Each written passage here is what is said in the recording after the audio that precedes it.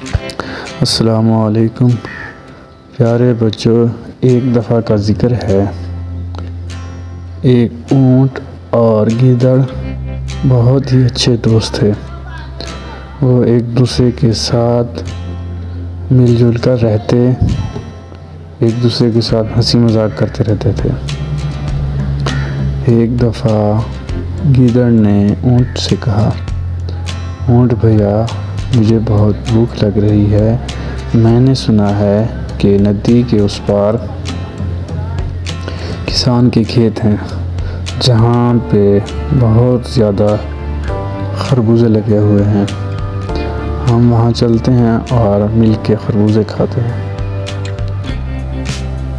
اونٹ اس کی بات سن کے راضی ہو گیا اور وہ دونوں خربوزے کھانے کے لیے چل پڑے۔ چلتے چلتے جب وہ ندی کے پاس پہنچے تو گیدڑ وہاں پہ رک گیا۔ اونٹ نے گیدڑ سے کہا، چلو گیدڑ بھیا، ٹھہر کیوں رہے ہو؟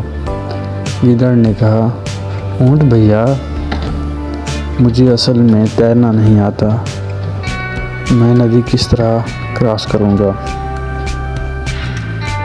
اونٹ نے کہا، یہ کوئی بات ہے، آپ اس طرح کرو، میری پیٹھ پہ بیٹھ جاؤ۔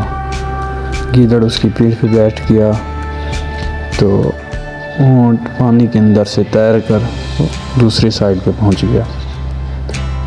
وہ کسان کے کھیت میں چلے گئے اور وہاں مزے کے ساتھ خربوزے کھانے لگے۔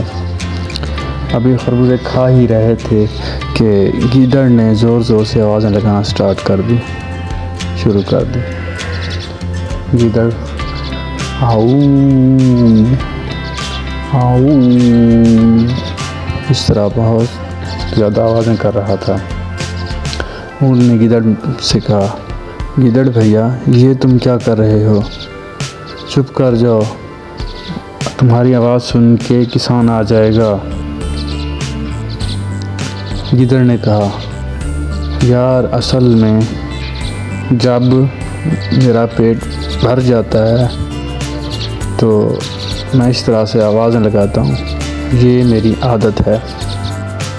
یہ کہہ کر اس نے پھر سے آواز لگائی، آؤ آؤ۔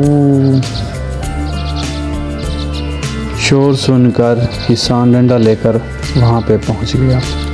کیونکہ گیدڑ کا قد چھوٹا تھا تو اس بیلوں کے اندر چھپ گیا۔ کسان نے اونٹ کی خوب درگت بنائی۔ پھر جب کسان وہاں سے چلا گیا تو وہ واپس آ رہے تھے۔ راستے میں جب ندی کے پاس پہنچے، اسی طرح گیدڑ اونٹ کی پیٹھ پہ بیٹھ گیا اور ندی کراس کرنے لگا۔ جیسے ہی اونٹ ندی کے درمیان میں پہنچا تو وہ پانی کے اندر غوطے کھانے لگا۔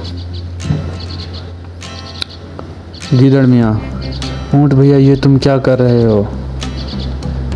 اونٹ، اصل میں جب میرا پیٹ بھر جاتا ہے تو میں اس طرح پانی میں غوطے لگاتا ہوں۔ یہ کہہ کر اس نے دوبارہ سے غوطہ لگایا۔ جیسے ہی اس نے دوبارہ سے غوطہ لگایا، گیدڑ کا پاؤں پھسلا اور وہ پانی کے اندر ڈوب گیا۔ اس طرح سے کہتے ہیں کہ جیسا تم کرو گے ویسا تم بھرو گے۔